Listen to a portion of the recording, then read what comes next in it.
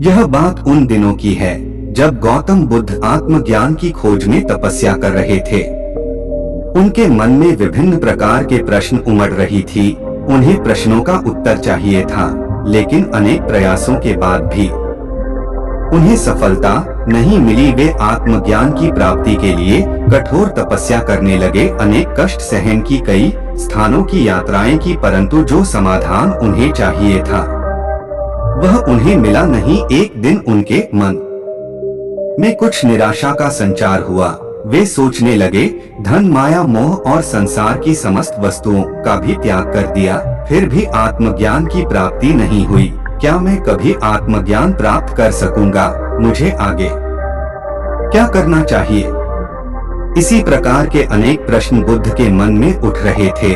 तपस्या में सफलता की कोई किरण दिखाई नहीं दे रही थी और इधर बुद्ध ने प्रयासों में कोई कमी नहीं छोड़ी थी।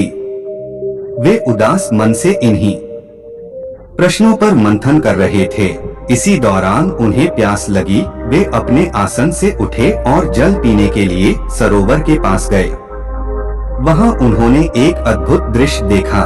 गिलहरी मुंह में कोई फल लिए सरोवर के पास आई। फल उसके मुंह से छूटकर सरोवर में गिर गया।